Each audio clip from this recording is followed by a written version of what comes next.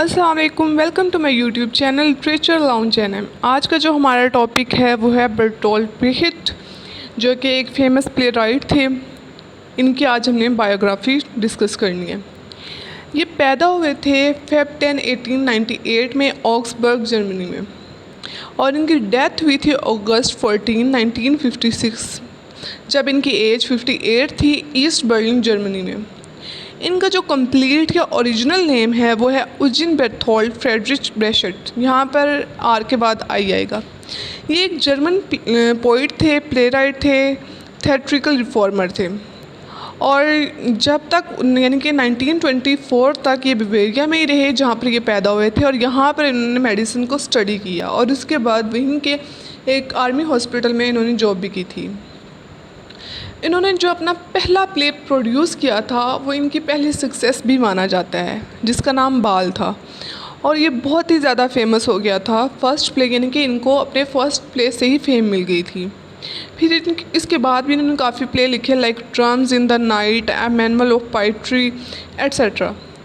इन्होंने मतलब इस टाइम के बाद इनका जो बिहेवियर था वो बहुत ज़्यादा वायलेंट हो गया था, ये एंटी बोर्जुआ हो गए थे, और मतलब इनको लगता था कि जो इनकी जनरेशन है इसकी डिसपॉइंटमेंट की वजह से, जो इनकी सिविलाइजेशन को लेकर है, इस वजह से वर्ल्ड वार फर्स्ट हुई थी।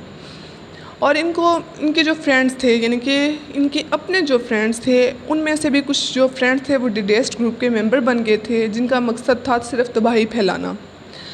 ये भी मार्क्सिस्ट बन गए थे, और इनको इनके कंट्री से एग्ज़ाइल कर दिया गया था, यानी कि इनको इनके अपने कंट्री से ही निकाल दिया गया, और इनकी जो बुक्स थी उनको भी जला दिया गया था।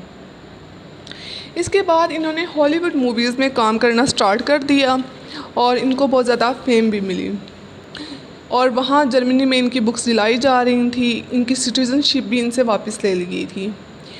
इन ईयर्स में इन्होंने एक थ्योरी प्रोड्यूस की जिसका नाम था एपिक थिएटर, और एक और थ्योरी,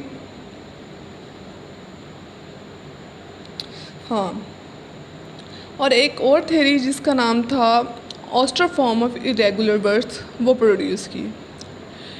और इनका मानना था जो ड्रामा होता है उसमें ड्रामा होना चाहिए, यानी कि मतलब जब व्यूवर्स ड्रामा या प्ले को देख रहे हों तो उनके जो इमोशंस होते हैं वो उनको बिल्कुल माइंडली डिसेबल ना करें, यानी कि वो उस ड्रामे में बिल्कुल खो ना जाए, बल्कि जो रियल वर्ल्ड है वो उसमें भी एक्टिव रहे। जब भी इनके जो प्ले होते थे उनमें कोई बहुत ज़्यादा इमोशनल सीन आ जाता था, तो उसके बाद ये कुछ ना कुछ ऐसा एक्शन ऐड कर देते थे जिससे व्यूवर्स वापस नेचुरल वर्ल्ड में आ जाते थे।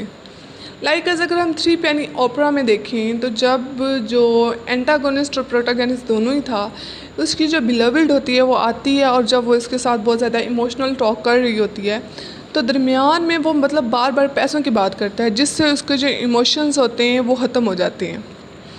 इसके बाद हम देखते हैं कि मतलब ना, हालांकि इनको बहुत ज़्यादा डिसहर्ट किया गया, इनको बहुत ज़्यादा सफ़र करना पड़ा जर्मनी में भी और वेस्टर्न वर्ल्ड में भी, इन्हें बहुत ज़्यादा बदनाम कर दिया गया, लेकिन इसके बावजूद भी इनको बहुत ज़्यादा सक्सेस मिली। जो पेरिस थिएटर द नेशन था, एक हिसाब से वो इनकी सक्सेस की हम कह सकते हैं लामत भी माना जा सकता है उसको। इसके बाद अगर हम देखें तो इनकी जो डेथ हुई थी वो हुई थी हार्ट अटैक की वजह से। नेक्स्ट हम इनके देखते हैं एज ऑफ 58 में। इसके बाद हम इनके फेमस वर्क देखते हैं जिसमें सबसे पहला जो आ जाता है वो है manual poetry, Baal, drums in the night, Herr Puntila and his man Matti, क्लाइंस, rise and fall of the city of Mahagonny, threepenny opera. Threepenny opera actually translation थी।